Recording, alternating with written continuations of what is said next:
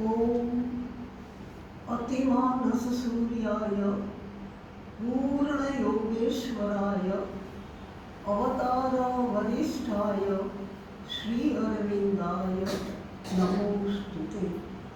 ओम दिव्य ज्योतिर्मयी शक्ति ज्ञानदा वरदा शुभा नवजन्मदाता माता वीरांबिका नमोस्तुते। ओम कृपा कुरु चिन्मयी शारदे ज्ञानदायिके सर्वमंगला वरदा नमस्तस्यै नमस्तस्यै नमो नमः।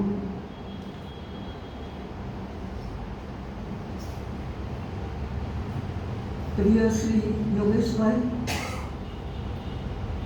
અને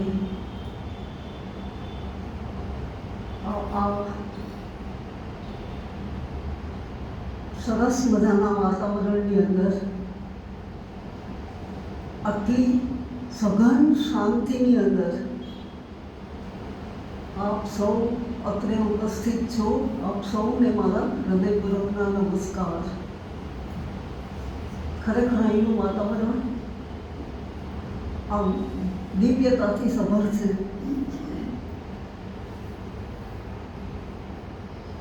અને જ્યારે જ્યારે આ બાજુ આવવાનું થાય છે ત્યારે અહીંયા આવવાનું મને પોતાને તો પસંદ છે જ, પણ યોગેશભાઈનું આમંત્રણ આવે તો જવાય. આમંત્રણ વિના પણ અવાય છે અને યોગેશભાઈ મને એક તક આપે છે, એટલા માટે હું પ્રારંભમાં તેમનો આભાર માની રહું છું.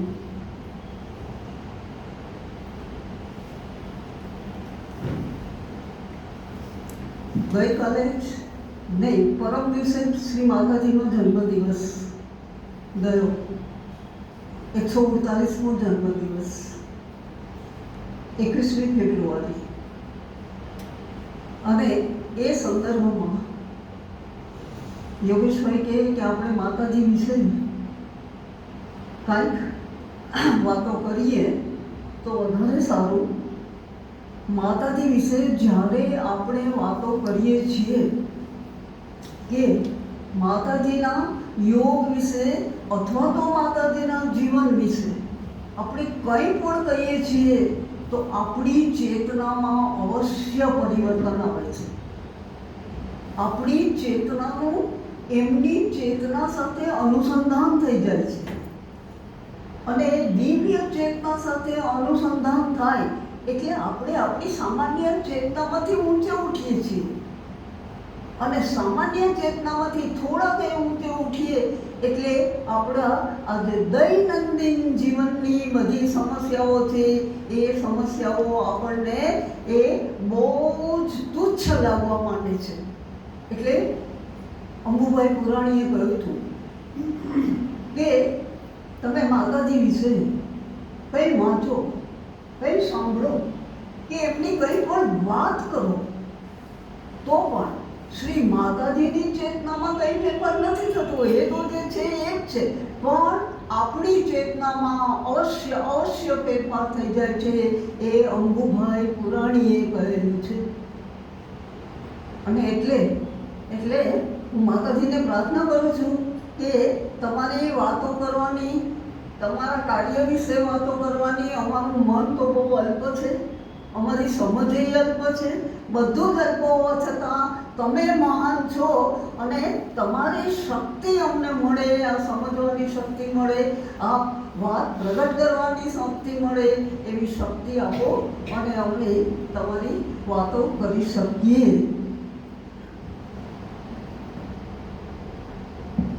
શ્રી અરવિંદે કહ્યું કે જો માતાજી ન આવ્યા હોત તો મારો યોગ ગણ્યા ગાંઠ્યા શિષ્યો પૂરતો જ મર્યાદિત રહ્યો હોત.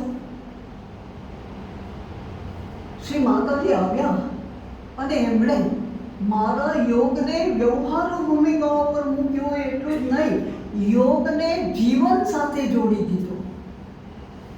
નહીં તો અત્યાર સુધી તો આપણે માનતા હતા કે યોગ કરીએ, ભગવાનની સાધના કરીએ, ભગવાનને મેળવીએ તો આ સંસાર બંસાર બધુંય છોડી દેવું પડે અને આમાંથી આપણે બહાર નીકળી જઈએ તો જ આપણે ભગવાનને પ્રાપ્ત કરી શકીએ. પરંતુ શ્રી માતાજી આવ્યા અને શ્રી માતાજીએ કહ્યું કે ભગવાનને મેળવવા માટે કશું જ છોડી અને ભાગી જવાની જરૂર નથી. તમારે જંગલમાં જવાની જરૂર નથી, તમારે સંસારને છોડી અને જવાની જરૂર નથી. તમે જ્યાં છો ત્યાં રહીને તમને જે સોંપવામાં આવ્યું છે એ કાર્ય કરતા કરતા તમારે ભગવાનની સાથે અનુબંધ કરવાનો છે, ભગવાનની સાથે તમારે જોડાણ કરવાનું છે. અને શ્રી માતાજીએ આપણા માટે યોગ, ભગવાન આ બધું એટલું સુલભ બનાવી દીધું છે કે અત્યારે માણસ થોડી કઈ અભિક્ષા કરે, માણસ થોડી કઈ એવી અંદરમાંથી તીવ્ર ઈચ્છા કરે કે મારે ભગવાનને મેળવવા છે તો એ બધું બહુ જ સરળ બનાવી દીધું છે. રસ્તો એકદમ સરળ બનાવી દીધો છે અને એ રસ્તાનું અનુસરણ જો આપણે કરીએ તો ભગવાન કોઈ દૂરની વસ્તુ નથી. એ માતાજીએ આપણને બતાવ્યું છે. એટલું જ નહીં, કેટલાય સાધકોના જીવનની અંદર આ વસ્તુ ચરિતાર્થ પણ કરી બતાવી છે, એ આપણે જોઈ શકીએ છીએ. એટલે શ્રી અરવિંદનો યોગ બીજા બધા યોગ કરતાં થોડો જુદો છે. બીજા બધા યોગમાં શું હતું? ભગવાનનો સાક્ષાત્કાર છે. ભગવાનનો સાક્ષાત્કાર કરીએ, જીવનનું ધ્યેય એક જ કે ભગવાનનો સાક્ષાત્કાર કરો. અને સાક્ષાત્કાર કરીએ એટલે આપણે જીવન અને મરણના ફેરામાંથી છૂટી જઈએ, પણ આપણી પ્રકૃતિ એવી ને એવી જ રહીએ. એવું કહેવામાં આવતું હતું કે પ્રાણ અને પ્રકૃતિ સાથે જ જાય. ભારતમાં યોગ એ કોઈ નવી વસ્તુ નથી. 5000 વર્ષથી યોગ થતો આવ્યો છે. ઋષિ મુનિઓએ એનું દર્શન પણ આપ્યું છે. આપણા વેદ કાળથી માંડી અને શંકરાચાર્ય સુધી આ બધાએ એક યા બીજા પ્રકારનો યોગ છે એ યોગ આપણને આપ્યો છે. પણ પ્રશ્ન એ થાય છે કે આ યોગ, આટલા બધો યોગની સાધના ભારતની ભૂમિ ઉપર થવા છતાં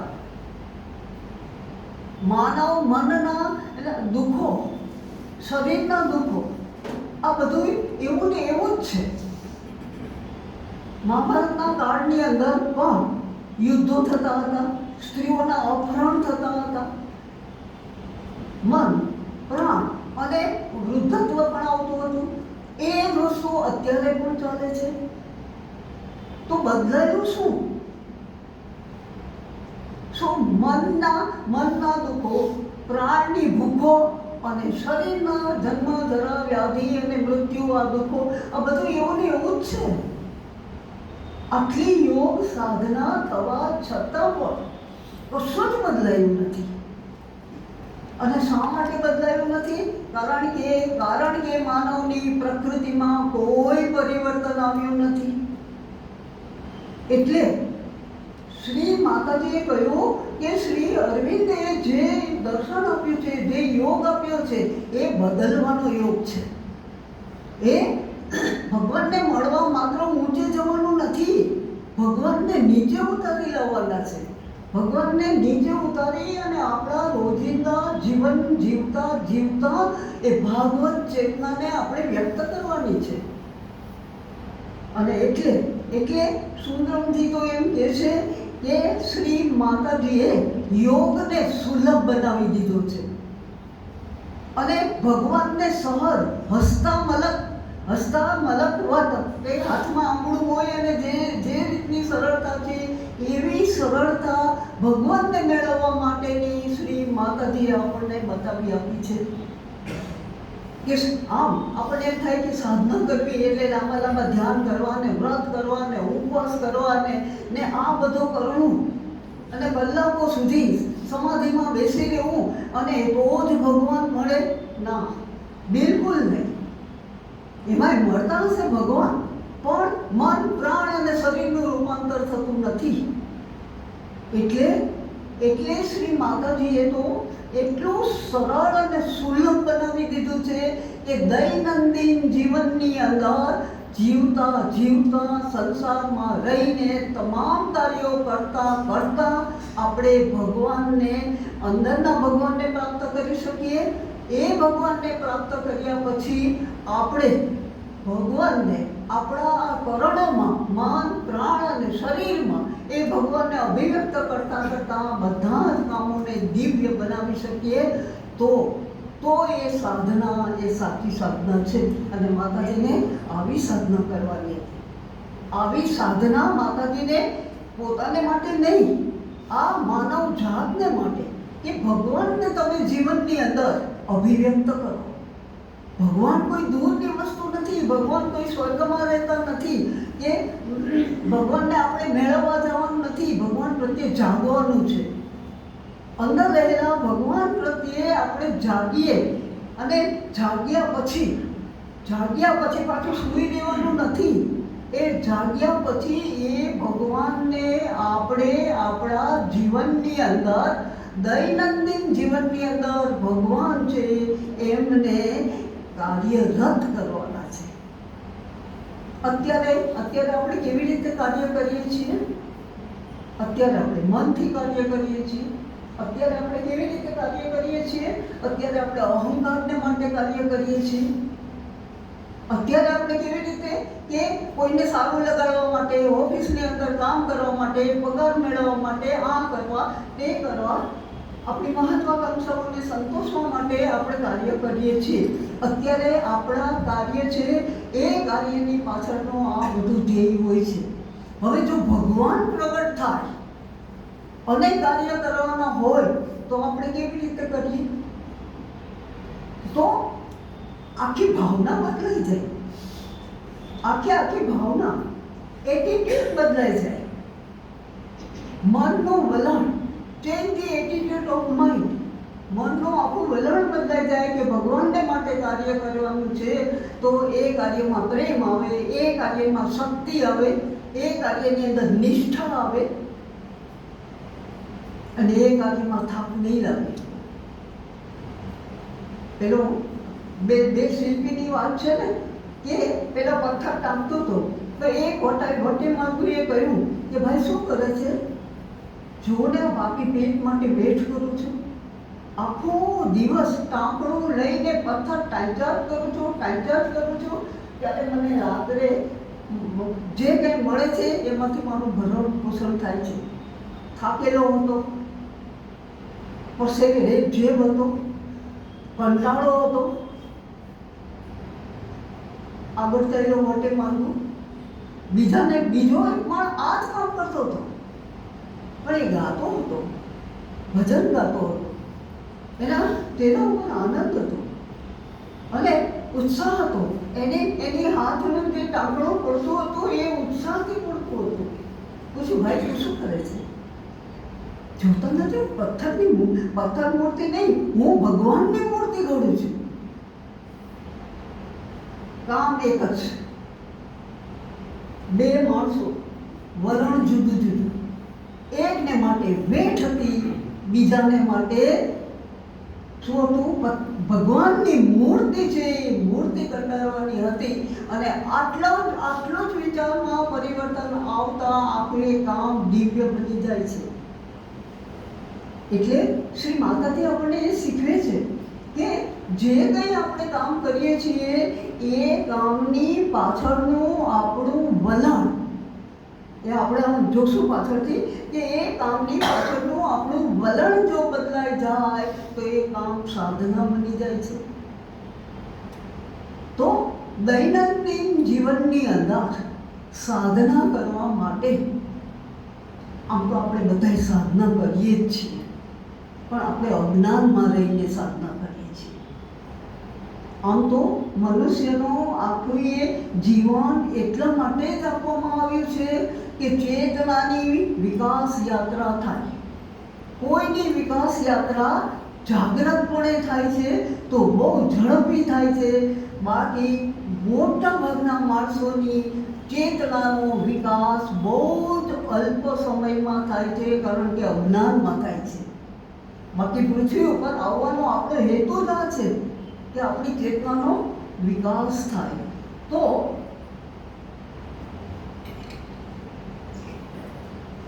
શ્રી માતાજીએ બાળકોને પ્લેગ્રાઉન્ડની અંદર જે વાર્તાલાપો કર્યા હતા એના 17 વોલ્યુમો બહાર પડ્યા છે. બુધવાર અને શુક્રવારે સાધકો અને બાળકોની સાથે માતાજી જે કંઈ પ્રશ્નો હતા એ પ્રશ્નોના ઉત્તર આપતા હતા, અને એમાં જે જ્ઞાન ભરેલું છે એટલું પ્રેક્ટિકલ જ્ઞાન છે. 17 વોલ્યુમ જો વાંચ્યા હોય તો માણસને યોગનું, પૂર્ણ યોગનું એ બધું જ્ઞાન તો મળે, પણ જીવન કેવી રીતે જીવવું, દૈનંદિન જીવનની અંદર ભગવાનને સાથે રાખીને કેવી રીતે જીવવું એનું જો પૂરેપૂરું શિક્ષણ લેવું હોય તો આ વોલ્યુમો વાંચવાના છે. 17 વોલ્યુમની અંદર માતાજીએ અદ્ભુત જીવન જીવવાની આખી કળા આપણને શીખવી દીધી છે. તો આ બધું વાંચતા મેં ફક્ત જો આપણે દૈનંદિન જીવનની અંદર રોજબરોજના કાર્ય કરતા આપણે જો ભગવાન પ્રત્યે જવું હોય તો મેં સાત એવા પોઈન્ટ કાઢેલા છે કે બહુ સાદું, મોટા મોટા શબ્દો નથી વાપર્યા, પણ સાવ સાદી રીતે માતાજીએ જે કહ્યું છે એને સાત એ શબ્દોની અંદર. તો સૌથી પહેલો શબ્દ છે પોકારો. તમારે જીવનની અંદર જો ભગવાન જોઈએ છે, તમને તમારું આ જીવન જો જેવું છે એવું સ્વીકાર્ય નથી તો શું કરવાનું? આપણી પાસે બીજો કયો રસ્તો છે? આપણે પ્રાર્થના કરીએ. પોકારો એટલે પ્રાર્થના કરો, પોકારો એટલે અભિષેક કરો, પોકારો એટલે ભગવાનને નિવેદન કરો, પોકારો એટલે ભગવાન સાથે વાર્તાલાપ કરો. પોકારો, પણ તમે કહો કે હે ભગવાન, આ જે જીવન છે એ જીવન પસંદ નથી, તો પછી અમારે કેવી રીતે જીવવું એ તમે જ બતાવો. એ અમને ખબર પડતી નથી, તો તમે જ બતાવો. પોકારો એટલે શ્રી અરવિંદે મહાપુસ્તકની અંદર લખ્યું છે કે એવી બે જ વસ્તુઓ છે કે જેના સંયોગથી આ જે કષ્ટ સાધ્ય સાધના છે એ એકદમ સરળ બની જાય છે. એવી બે જ વસ્તુઓ. કઈ બે વસ્તુ? માણસના અંતરમાંથી નીકળતી અને પ્રભુ પ્રત્યે સીધી પહોંચતી અભિપ્સા અથવા પોકાર, સરળ પોકાર, અને બીજું એ પોકારને પરિણામે ઊર્ધ્વમાંથી ઉતરી આવતી પરમાત્માની કરુણા. બે જ વસ્તુ. આ જો બે જ વસ્તુ જો શક્ય બને તો બધું શક્ય છે, બધું સહેલું છે, કશું જ અઘરું નથી. આમ ડૉક્ટર બનવું હોય તો કેટલા 15 નહીં 20 વર્ષ સુધી સતત મહેનત કરવી જ પડે. ટેકનોક્રેટ બનવું હોય, આ બનવું હોય, એટલી મહેનત કરવી પડે. અને ભગવાન મેળવવા છે તો કાંઈ નથી કરવું, કશું જ કરવું નથી, કોઈ મહેનત કરવી નથી. આમ રસ્તામાં ચાલીએ અને મંદિર આવે એટલે આમ કરી લઈએ એટલે નિરાશ થઈ જાય કે અમે ભગવાનને નિવેદન કરી દીધું. શ્રી અરવિંદ કહે છે કે દિવ્યતા એ કંઈ એવો જેવો તેવો મુગટ છે કે બધાને માથે જેને તેને માથે પહેરાવી શકાય. તો કશું તો આપણે કરવું જ પડે. આપણે ભગવાન જોઈએ છીએ અને આપણે એ જોઈએ છીએ અને આપણે કશું જ કરવું નથી. પતંજલિ મુનિ તો એમ કહે છે, અષ્ટાંગ યોગ કહે છે, પેલા યમ નિયમ કરતા જ આખું જીવન વીતી જાય છે. અને છેક 8મું સ્ટેપ છે એ સમાધિનું છે. એટલે સૌથી પહેલા આપણને પહેલો પ્રશ્ન એ છે, ભગવાનની જરૂરિયાત લાગવી જોઈએ. આપણને આપણા જીવનની અંદર જેવું છે એવું જો જીવન આપણને એ સ્વીકાર્ય નથી. અને તો ભગવાનની જો જરૂરિયાત આપણને લાગે બરાબર, તો પછી આપણા અંદરમાંથી પોકાર ઉઠે છે.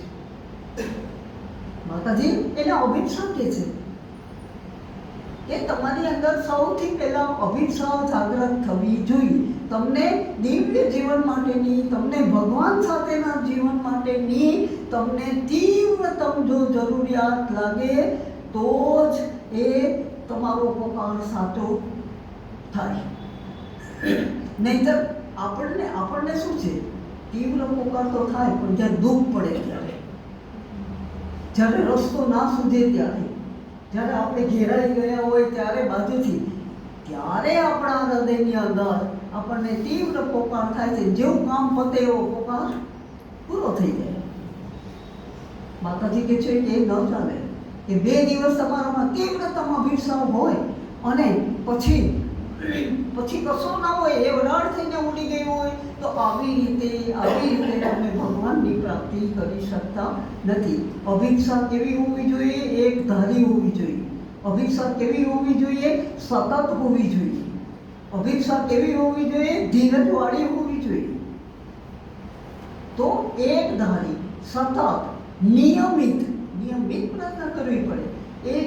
એ નિયમિત, ધૈર્યવાળી એવી જો અભિપ્સા આપણી અંદરથી સતત રોજ ભગવાન પ્રત્યે ઉઠે, તો ચોક્કસ માતાજી કહે છે કે એવી કોઈ પ્રાર્થના નથી કે જેનો પ્રત્યુત્તર ન મળે. એવી કોઈ અભિપ્સા નથી કે જે સાક્ષાત્કાર ન પામે, પણ સાચી હોવી જોઈએ. હૃદયના ઊંડાણમાંથી નીકળેલી એવી તીવ્રતમ પ્રાર્થના અને જો પોકાર હોય, તો અવશ્ય બધું જ બદલાય છે. શ્રી અરવિંદ કહે છે કે તમારી પ્રાર્થનામાં જો એવું ઊંડાણ હોય, તો તમે પરિસ્થિતિને બદલવા માટે ઊર્ધ્વમાંથી કશુંક નીચે લાવી શકો છો. આ શ્રી અરવિંદે કહ્યું છે. પણ આપણે તો ફરિયાદ કરીએ ને આ કરીએ ને ભગવાનને એમ કહીએ કે તમે આવા છો, પણ આપણે અંદરમાંથી સીધો સાચો પોકાર આપણે કરવો પડે. એમની આગળ એ નિવેદન કરવું પડે. એટલે સૌથી પહેલી વસ્તુ એ છે કે સાવ સીધી સાદી, અને આને માટે કોઈ કંઈ શીખવવામાં આવતું નથી. આને માટે ક્યાંય આપણે જવું પડતું નથી. આપણે કોઈ લાંબા ધ્યાન કરવા પડતા નથી. ફક્ત નાનું બાળક પોતાની માને જે રીતે પોકારે છે, અને માં કરતા માં દોડીને આવે છે, એ રીતે આપણે ભગવાનને પોકારવા જોઈએ. એટલી સરળતાથી અને એટલી સચ્ચાઈથી અને એટલી તીવ્રતાથી આપણે ભગવાનને પોકારીએ, તો અવશ્ય એ થાય છે.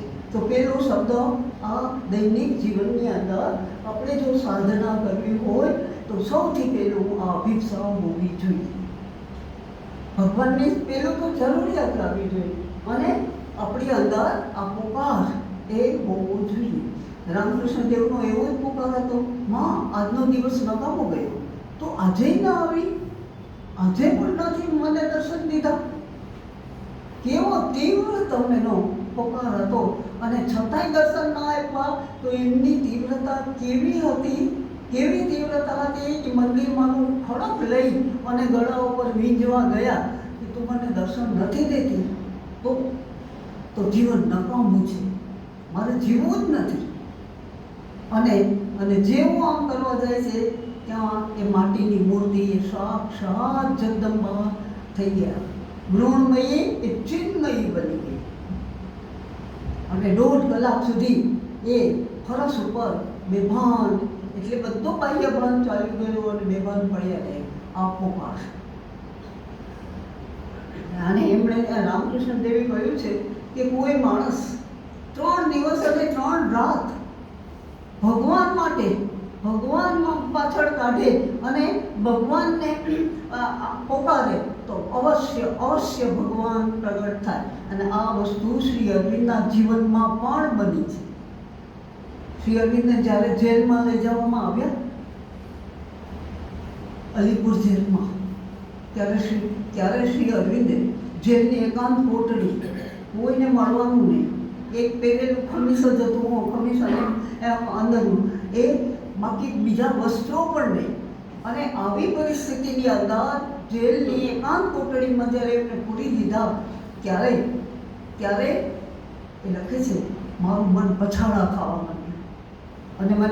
અને મેં ભગવાનને કહ્યું, હે ભગવાન, જે ગુનો મેં નથી કર્યો એની સજા તમે મને શા માટે આપો છો? હું તો સાવ નિર્દોષ છું અને એની સજા મને આપો છો? અને પછી શ્રી અરવિંદ લખે છે, મેં 3 દિવસ અને 3 રાત મેં પ્રાર્થના કરી. મેં ભગવાનને સતત પ્રાર્થના કરી અને પ્રાર્થનાને પરિણામે મારું મન એકદમ શાંત થઈ ગયું. અને પછી જગદંબાની ગોદમાં હું આરામથી સૂવા માંડ્યો. મારા બધા જ જેલના દુઃખો અને બધું અદૃશ્ય થઈ ગયું. 3 દિવસ ને 3 રાતની પ્રાર્થના કરી અને ભગવાને એમને હેતુ સમજાવી દીધો કે હું શા માટે તને જેલમાં લઈ આવ્યો છું. પ્રાર્થનાનું પરિણામ પોપાટ. પહેલી વસ્તુ છે કે ભગવાનની આપણને જરૂરિયાત લાગે તો ભગવાનને પોકારવાના. હવે બીજો શબ્દ છે, ભગવાનને પોકારીએ તો છીએ જ, તો બીજો શબ્દ છે જાગો. જાગો મીન્સ સભાન બનો. શેના માટે? કે નહીં તો એમ થાય કે ભગવાનને તો પોકારીએ છીએ પણ ભગવાન હજુ આવતા નથી, ભગવાન કશું સાંભળતા નથી. પણ આપણે જાગેલા છીએ તો આપણને ખબર પડે છે કે આપણે હજી એને માટે તૈયાર નથી, આપણું પાત્ર એને માટે તૈયાર નથી. તો આપણે આપણા પાત્રને તૈયાર કરવું પડે છે, પાત્રને શુદ્ધ કરવું પડે છે. એટલે જાગો એટલે સભાન બનો. અને સભાન બનવું એટલે શું? તો કે મારી અંદર આટલી વસ્તુઓ ભરેલી છે. મારું મન એ એટલું વિચારો, માન્યતાઓ, પૂર્વગ્રહો, આ બધાથી મન ઠાંસોઠાંસ ભરેલું છે. મારા પ્રાણની અંદર મહત્વાકાંક્ષાઓ છે, ઈર્ષા છે, દ્વેષ છે, રાગ છે, મોહ છે. આ બધું મારી પ્રાણ શક્તિ એનાથી ભરેલી છે. અને મારું શરીર જડતા, તમાસ, આળસ, શિથિલતા, પ્રમાદ, આનાથી મારું શરીર ભરેલું છે. તો શું કરવાનું? આપણે સભાન બનીએ તો આ બધાનો સભાન બનવા માટે 2 વસ્તુ માતાજીએ કહી છે.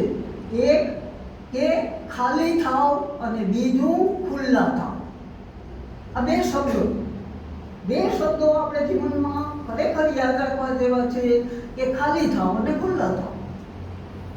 શેનાથી ખાલી થવાનું? આ બધી જે વસ્તુઓ બતાવી. મન તો મન આનાથી ભરેલું છે. મનને ખાલી કરીએ તો નવો પ્રકાશ ઉતરશે. એટલે ખાલી થવાનું. અને પ્રાણના ભૂખો છે, એ બધામાંથી પ્રાણ છે, એ પ્રાણને પણ મુક્ત કરવાનું. મનમાં કેટલા વિચારો, આપણે આપણું મન જો જોઈએ ને તો આપણને ખ્યાલ આવે કે મન ક્યારેય 5 મિનિટ માટે પણ શાંત રહેતું નથી. વિચાર આવ્યા જ કરે છે, આવે છે જાય છે, આવે છે જાય છે. અને કેટલાક દિવસ કેટલાક વખત તો એવું લાગે કે આપણું મન બિલકુલ શાંત નથી. રાતે ઊંઘવા જઈએ તો પણ વિચારો આપણો પીછો છોડતા નથી. એમાંય પોતે આપણને કશું એવું કહી દીધું હોય તો એ તો દિવસો સુધી આપણા મગજમાંથી જતું નથી. એટલે આપણું મન છે, એ જે આવું મન છે એ મનને ખાલી કરવાનું છે. ખાલી કેવી રીતે કરવાનું? શ્રી અરવિંદ નહીં એમનું મન ખાલી કરવા માટે એમને કહ્યું હતું. 3 દિવસ માટે એમને લઈ ગયા. શ્રી અરવિંદ કે મને ભગવાન જોઈએ છે પણ મને સમય નથી મળતો.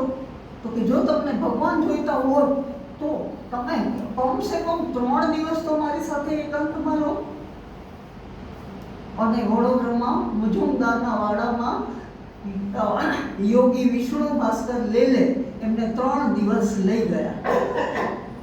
અને હિંચકા ઉપર બેસાડ્યા. જે હિંચકો આજે પણ વડોદરાની અંદર એ છે, બેસાડી અને કીધું બેસો. 3 શબ્દ બોલ્યા. જુઓ, વિચારો બહારથી આવે છે, બહારથી આવતા વિચારોને મનમાં આવવા ન દો. બસ આટલું સહેલું છે. વિચારોમાંથી મુક્ત થવું હોય તો એ જોવાનું કે વિચારો બહારથી આવે છે અને બહારથી આવતા વિચારો છે એને મનમાં આવવા જ નહીં દેવાના. શ્રી અરવિંદ કહે છે કે એક જ દિવસમાં મારું મન વિચાર વગરનું શાંત થઈ ગયું અને 3 દિવસમાં નીરવ બ્રહ્મની અનુભૂતિ થઈ ગઈ. જે અનુભૂતિ માટે સાધકોને 40 વર્ષ લાગે તોય અનુભૂતિ નથી થતી, એવી એમને 3 દિવસમાં થઈ. એટલે આપણે વાત છે ખાલી થવાની. મનને વિચારોથી, પ્રાણને ભૂખોથી અને શરીરને દુઃખોથી, આ બધાથી એને મુક્ત કરવાનું છે. તો જ નવો દિવ્ય પ્રકાશ આની અંદર ઉતરી શકે, નહીં તો ભેળસેળ થઈ જાય. અને આ બધી વસ્તુઓ, જૂની વસ્તુઓ એટલી બધી પ્રબળ છે કે જે નવી વસ્તુ આવે ને એને જૂનાની અંદર એને ભેળવી દે એટલે નવી વસ્તુ સાવ જૂની બની જાય, એનો ફોર્સ થતો રહે. એટલે કે છે કે ખાલી થાવ, સભાન બનો. સભાન બનવાના 2 વર્ષ કે ખાલી થાવ અને ખુલ્લા થાવ. સભાન બનવામાં એમ પણ કે આપણે બોલવું નથી ને બોલાઈ જાય છે, કરવું નથી ને કરાઈ જાય છે, કહેવું નથી ને કહેવાઈ જાય છે, જાવું નથી ને જવાઈ જાય છે. ખરેખર આપણે નથી કરવાનું હોતું તોય આપણે કરી નાખીએ છીએ. શું કામ? આવું શું કામ થાય છે? ને બોલવું જ ન હોય. ઘણી વાર એમ થાય છે નથી, કોઈ નથી બોલવું, છતાંય આપણી જીભ છે એ બધું બોલી નાખે છે અને પછી એના પરિણામ જીભની ભર ભોગવીએ છીએ. એવું શું કામ થાય છે? આપણે આપણી જાતને પ્રશ્ન પૂછવો પડે, કારણ કે આપણે સભાન નથી. માતાજી કહે છે each and every moment one must be conscious. દરેક ક્ષણે માણસે જાગૃત રહેવું પડે, દરેક ક્ષણે માણસે સભાન રહેવું પડે કે આ શું કામ થાય છે, આવું શું કામ કરું છું, આવું બોલું છું તો એનું પરિણામ શું આવશે. પણ આપણે ક્યારેય વિચાર કરીને બોલતા જોતા નથી. વિચાર વગર જ પટ આપણી જીભ છે એ જીભ બોલી જ નાખે છે.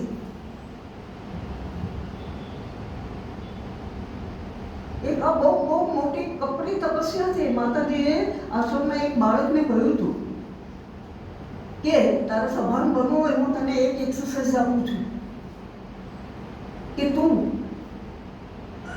સવારે ઉઠી અને એક નક્કી કર કે આજે હું કોઈ પણ વસ્તુ વિચાર્યા વગર બોલીશ નહીં. કે તું એક દિવસનો પ્રયત્ન કર કે હું કંઈ પણ વિચાર્યા વગર બોલીશ નહીં. આ કેટલું અઘરું છે ખબર છે?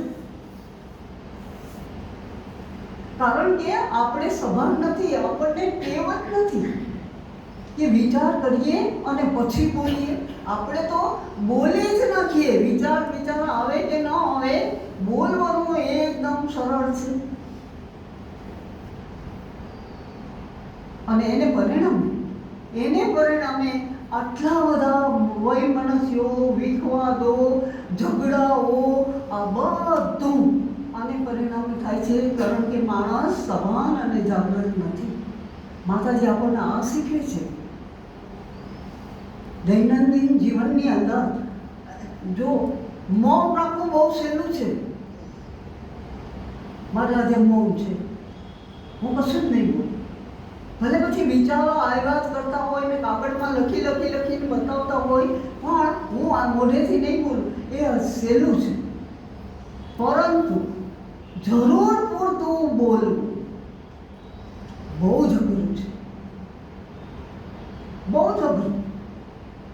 સ્વામી સચ્ચિદાનંદ કહે છે કે સૌથી મોટો સંયમ કયો? તો સ્વામી સચ્ચિદાનંદે કહ્યું કે સૌથી મોટો સંયમ તમે જાણતા હો અને વિદ્વાનોની સભામાં બેઠા હો અને જે થતું હોય એમાં તમે મૌન રાખી શકો તો એ સૌથી મોટો સંયમ છે. તરત જ આપણે જાણતા હોઈએ ને એટલે આપણી અંદર કૂદે, તરત જ વસ્તુ છે એ પ્રગટ થવા માટે એ અંદરથી આમ કૂદકા મારે ને જલ્દી બોલી નાખું, કારણ કે મને આવડે છે હું જલ્દી બોલી નાખું. એ સંયમ બહુ અઘરો છે. એટલે ખુલ્લા થાઓ. બીજો શબ્દ ખાલી થાઓ. ખાલી તો આપણે આ રીતે ખાલી થવાનું, એ કાંઈ ખાલી થવાતું નથી, પણ જાગૃતપણે ધીમે ધીમે આપણે પ્રેક્ટિસ કરીએ તો આપણે સભાન બનીને કે આ ગુસ્સો મારી અંદર આ ગુસ્સો આવ્યો છે, પણ એ ગુસ્સાનું પરિણામ આ આવશે, એટલે મારે અત્યારે ગુસ્સા ઉપર સંયમ રાખવો જરૂરી છે. જો આટલો વિચાર કરી શકીએ ને તો ગુસ્સાનું જોર 50% ઓછું થઈ જાય, 50% ઓછું થઈ જાય. પણ જેવું કોઈક માણસે 2 વાક્ય કહે એટલે આપણા અંદર 4 વાક્ય તૈયાર જ હોય અને એમાંથી વહી મનુષ્ય થાય છે. એટલે ખુલ્લા થવાની વાત. હવે એ આપણે જોઈએ. આપણને ખુલ્લા થતા આવડે છે. ખુલ્લા થવું એટલે શું? આપણને ખુલ્લા થતા આવડે છે, પણ એ ખુલ્લા થવાનું એ આપણને નિમ્ન વસ્તુઓ પ્રત્યે ખુલ્લા થતા આવડે છે.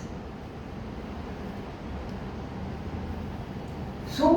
તો કે કોઈ આપણને 2 વાક્યો ઉતરતા કયા હોય તો આપણે એના પ્રત્યે ખુલ્લા થઈને 4 વાક્યો કહી દઈએ છીએ. પડોશીને ઘેરે હોમ થિયેટર આવ્યું હોય તો તરત જ આપણા પ્રાણની અંદર આપણે ખુલ્લા થયા, પ્રાણની અંદર એ ઈચ્છા જાગે છે કે મારે આવું ટીવી લેવું છે. ખુલ્લા થયા. આપણે એ નિમ્ન પરિબળો છે એના પ્રત્યે બહુ ઝડપથી ખુલ્લા થઈએ છીએ.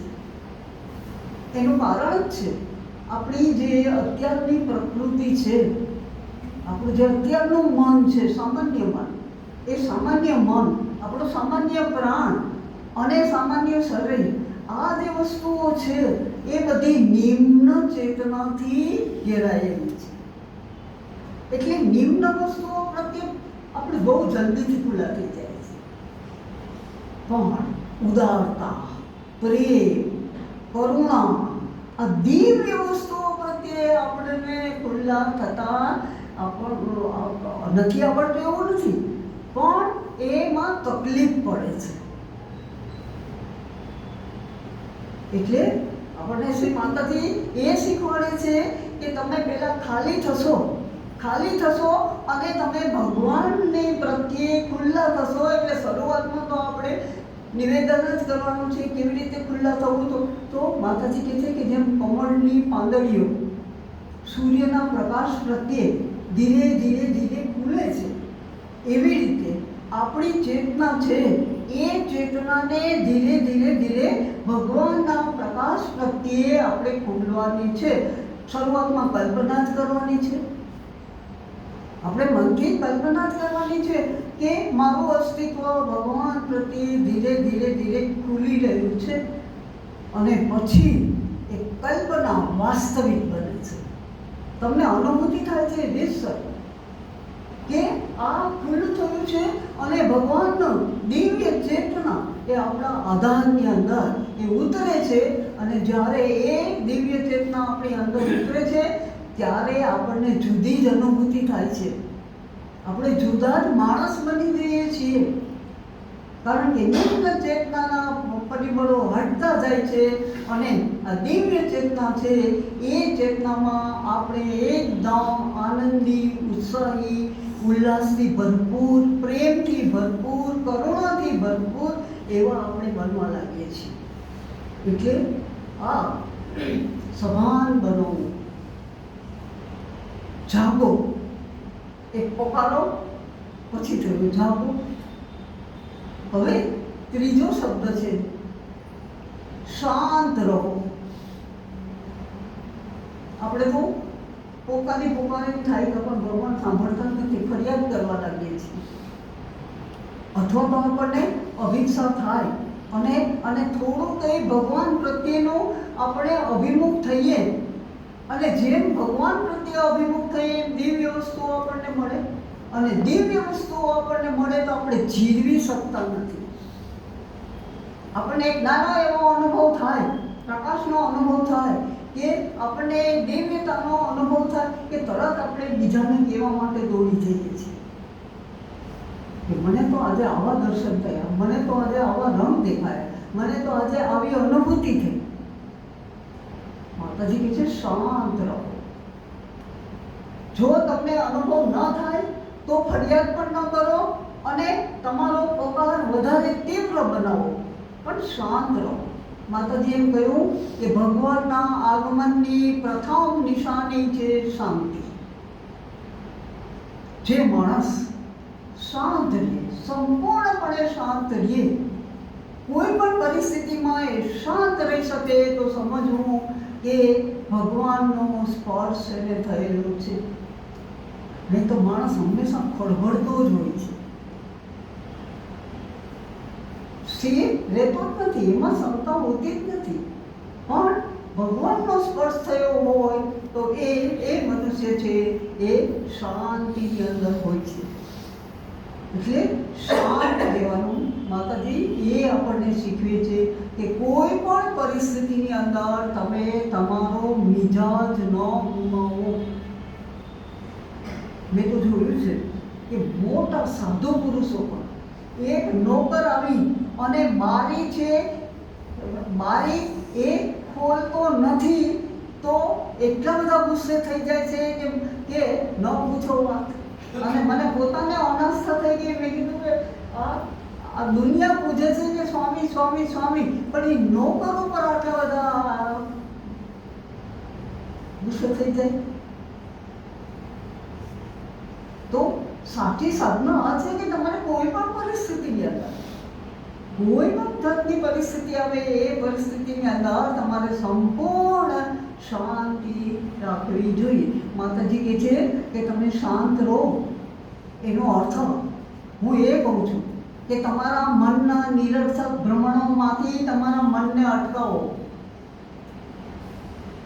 મનના નિરર્થક જે વિચારોનો આવન જાવન આ બધું જ થાય છે, એમાંથી તમે તમારા મનને તમે અટકાવો. અને શાંતિ યાદ રાખો કે શાંતિ એ દુર્બળતાની નિશાની નથી. જે માણસ શક્તિશાળી છે એ જ માણસ શાંત રહી શકે છે.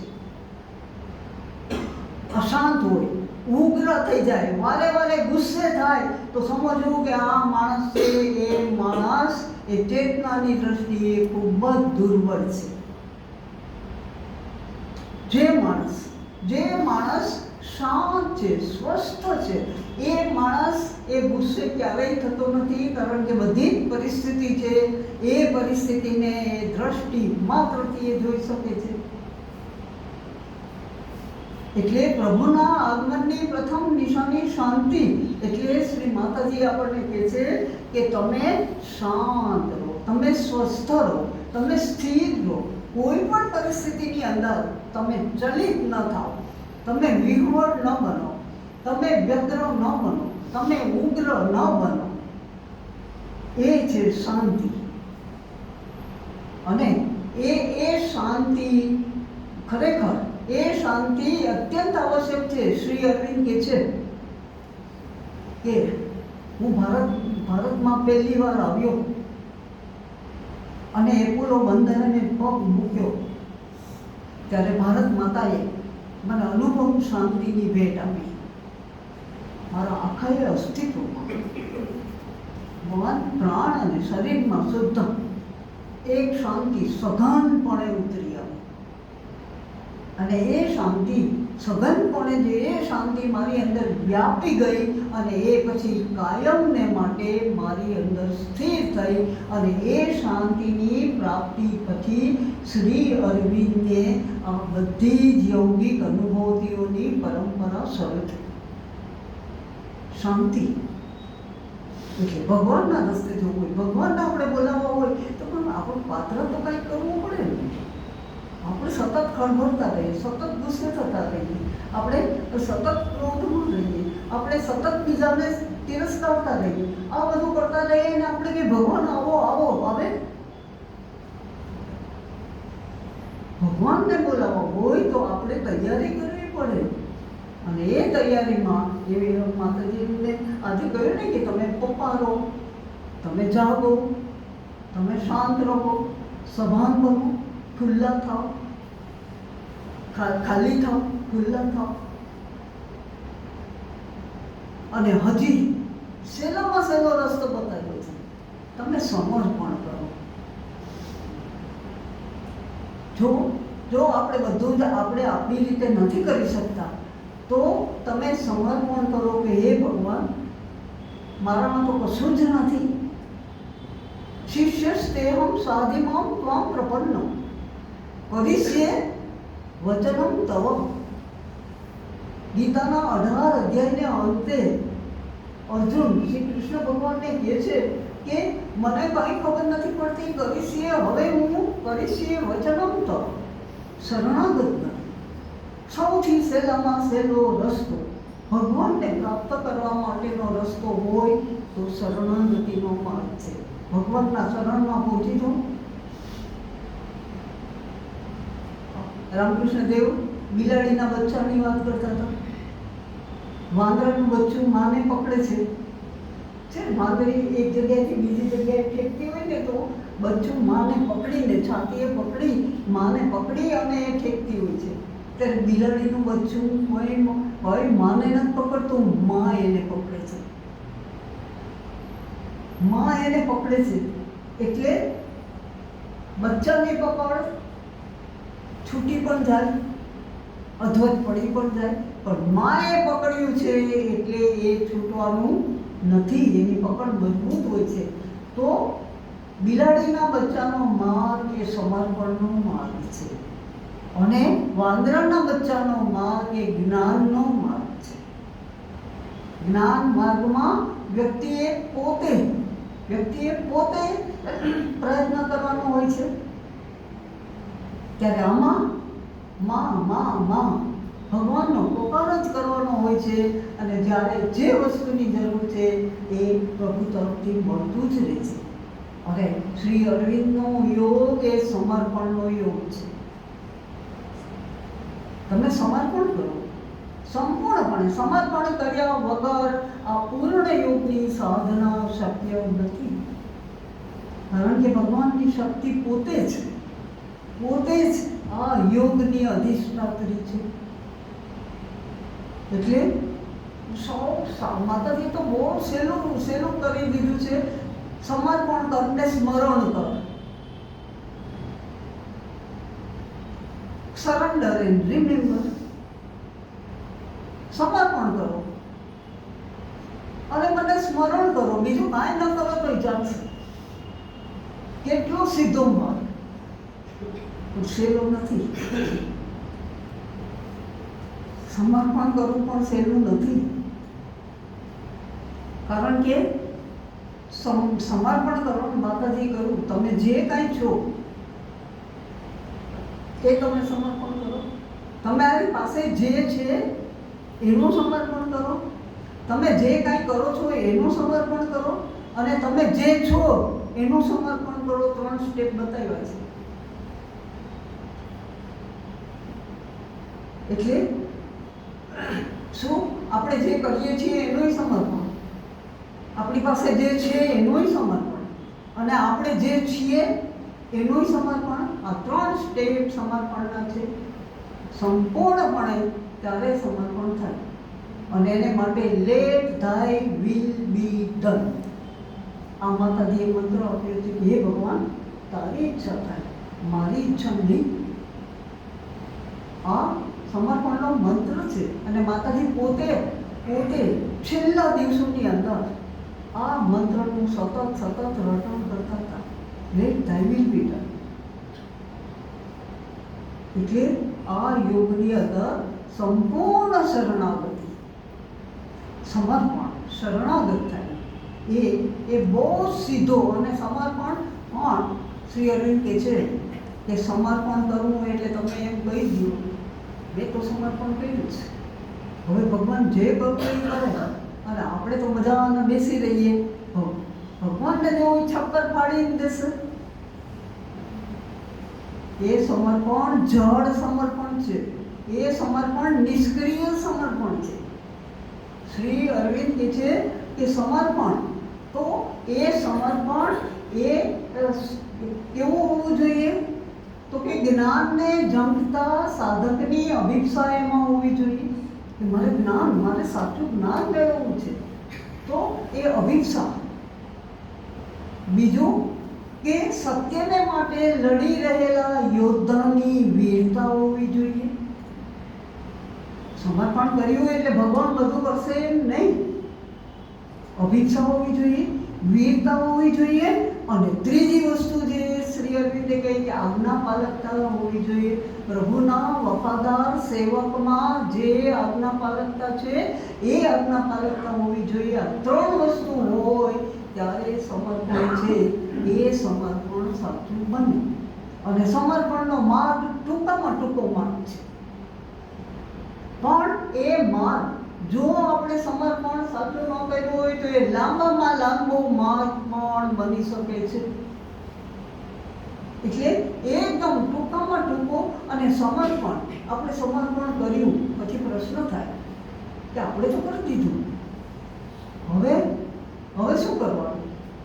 પણ સમર્પણ કર્યા પછી ભગવાન તમને જે આજ્ઞા આપે એ પ્રમાણે કરવાનું. ભગવાન કહે કે બ્રિટિશ ઇન્ડિયા છોડીને ચાલ્યો જા તો પહેરેલે કપડે હોડીમાં બેસી ગયા.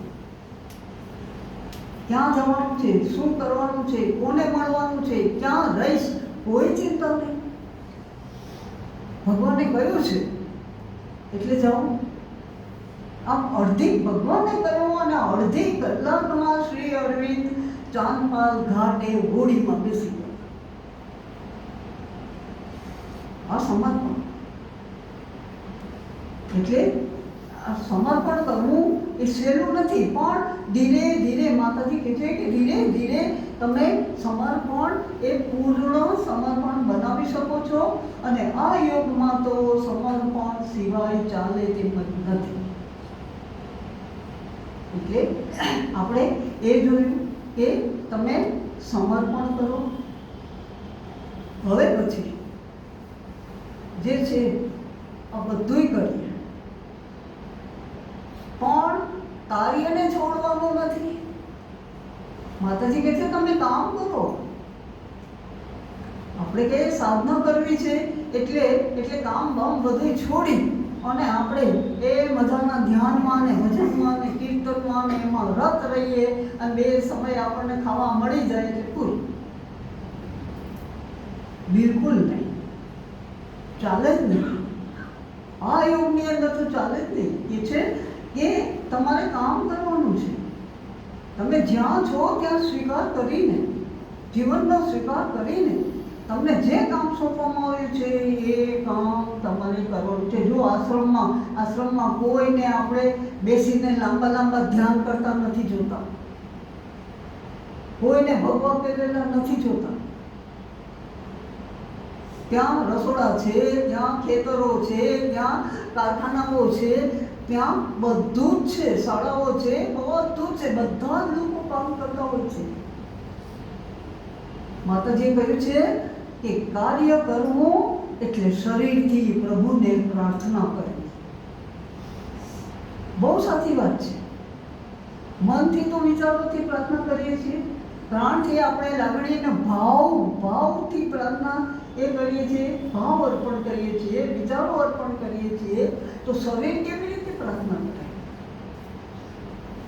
આપણે કાર્ય કરીએ, ભગવાનને માટે કાર્ય કરીએ, જે સોંપવામાં આવેલું છે એ કાર્ય કરીએ તો ખરેખર એ કામ જ્યારે આપણે કરીએ છીએ તો એ પ્રભુને પ્રાર્થના છે. શ્રી માતાજી કહે છે કે જેમ જેમ મારી ઉંમર થતી જાય છે તેમ તેમ મને વધુ ને વધુ સમજાતું જાય છે કે શ્રી અરવિંદનો યોગ કાર્ય કરવાથી જ સાધ્ય બને છે. અને એ કહે છે કે સાચી રીતે કામ કરવું, કે જે સાચી રીતે કામ કરવું એ તમે ધ્યાન કરો એના કરતાં 10 ગણી વધારે આંતરિક પ્રગતિ સાચી રીતે કામ કરતા કરી શકો છો. કેમ? ધ્યાન કરતા, ધ્યાનમાં છે પ્રગતિ થાય આંતરિક, એના કરતાં કામ કરતા કરતા આંતરિક પ્રગતિ થાય છે. કારણ કે કાર્ય એ આપણે ભગવાનને માટે જ્યારે કરતા હોઈએ છીએ ત્યારે, અને કાર્ય જ્યારે આપણે કરીએ છીએ ત્યારે લોકોના સંપર્કમાં આવીએ છીએ અને ત્યારે આપણે કેટલા આગળ વધ્યા એની કસોટી થાય છે. આપણા અહંકારની કસોટી થાય, આપણી એબિલિટીની કસોટી થાય, આપણામાં કેવા ભાવ જાગે છે કામ કરતા કરતા કે આ કામ મેં કર્યું, આટલું સુંદર થયું છે, આ નથી કરતા અને હું કરું છું. અશુદ્ધિઓ, કાર્ય એ દર્પણ છે. માતાજી કહે છે કાર્ય એ પ્રકૃતિને શુદ્ધ કરવા માટેનું એક સાધન છે. કાર્ય દ્વારા જ આપણે પ્રકૃતિને જાણી શકીએ છીએ કે આપણી પ્રકૃતિ કેવી છે. અને આપણે દિવ્ય કાર્ય જો કરવાના હોય તો દિવ્ય કાર્ય છે એ કાર્ય કે સામાન્ય કાર્ય એવો કોઈ ભેદ નથી. માતાજી કહે છે કે તમારે ઝાડુ કાઢવું હોય તો એ દિવ્ય છે, સુથારી કામ કરવું હોય તો એ દિવ્ય છે, ભાષણ કરવું હોય તો એ દિવ્ય છે, રસોઈ કરવી હોય તો એ દિવ્ય છે.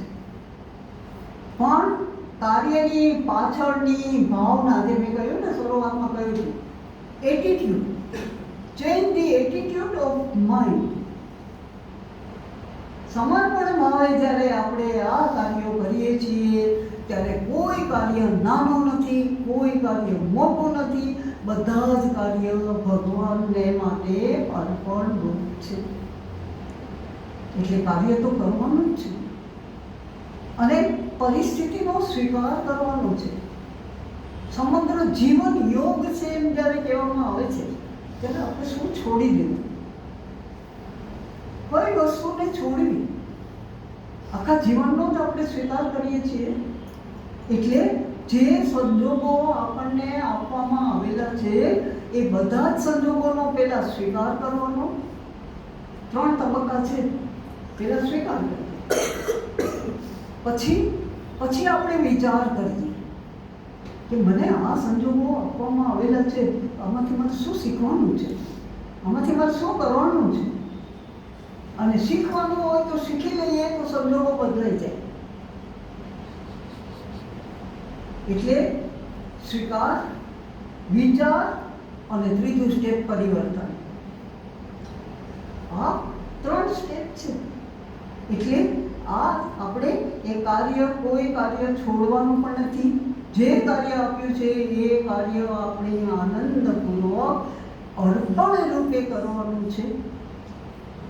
ભગવાનને અર્પણ કરતા કરતા કરીએ.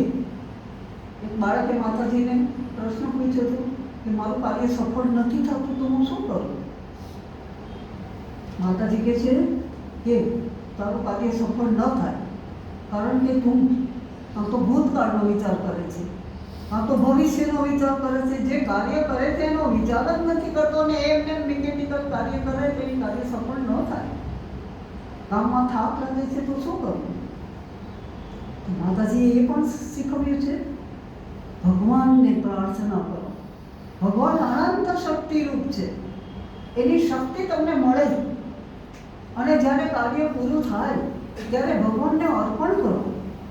તમે કાર્યમાં ક્યારેય કંટાળો નહીં આવે અને થાક પણ નહીં લાગે.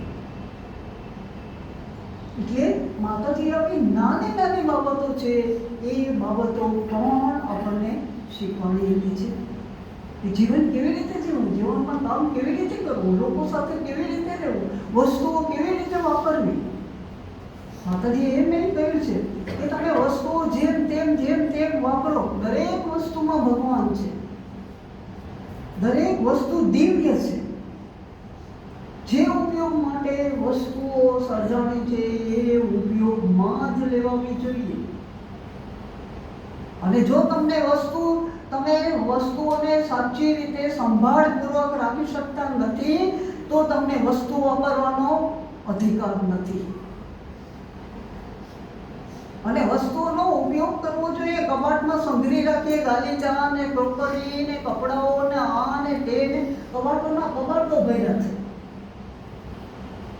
માતાજી કહે છે કે આ વસ્તુઓ આક્રંદ કરે છે, પોકારે છે, અમારો ઉપયોગ કરો, અમને બહાર કાઢો. એ છે કે નૈતિક રીતે તો પોવાઈ જાય છે, આમ એ પોવાતી નથી. કારણ કે એ અનાજ કે એવું હોય તો બગડી જાય, પરંતુ નૈતિક રીતે આ બધી જ વસ્તુઓ છે એ વસ્તુઓ પોવાઈ જાય છે.